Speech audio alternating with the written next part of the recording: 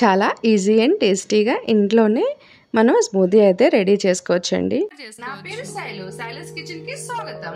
ఇక్కడ నేను ఇలా మిక్సీ జార్ అనేది తీసుకున్నాను. ఇక్కడ ఒక బౌల్ పపాయ, అలాగే ఒక బౌల్ ఇలా మ్యాంగో జ్యూస్ అనేది తీసుకున్నానండి. అలాగే 1 బౌల్ బనానా, నేను అన్నీ సమానంగా అయితే తీసుకున్నానండి. అలాగే ఇక్కడ కొంచెం హనీ అనేది వేసుకుంటున్నాను.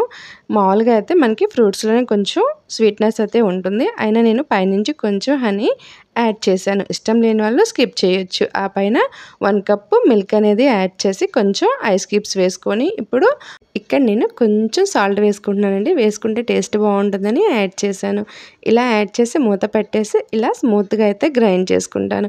చూడండి, ఈ విధంగా గ్రైండ్ చేసుకుంటే సరిపోతుందండి. నేను ఇక్కడ థిక్గా గ్రైండ్ చేశాను స్మూతీ కాబట్టి. ఒకవేళ మీరు జ్యూస్లా చేసుకోవాలనుకుంటే 1 కప్ మిల్క్ అనేది ఇంకా యాడ్ చేసుకోవచ్చు. సో ఇలా థిక్గా మనం ఒక బౌల్లోకి అయితే షిఫ్ట్ చేసుకున్నాం. దీనిపైన నేను కొంచెం టూటీ ఫ్రూటీ అయితే వేసుకుంటానండి. ఇలా కలర్ఫుల్గా ఉంటుందని యాడ్ చేశాను. దీన్ని మనం స్పూన్ వేసుకొని తినేసేయవచ్చు. సో ఇది మనకి హెల్త్కి ఎంతో మంచిదండి. ఈ స్మూతీని మనం బ్రేక్ఫాస్ట్ కింద కూడా తీసుకోవచ్చండి. మా వీడియో మీకు గనుక నచ్చినట్టయితే షేర్, కామెంట్ అండ్ సబ్స్క్రైబ్ చేయండి. ఈ వీడియోపై మీ అభిప్రాయాల్ని కామెంట్ రూపంలో తెలియజేయండి.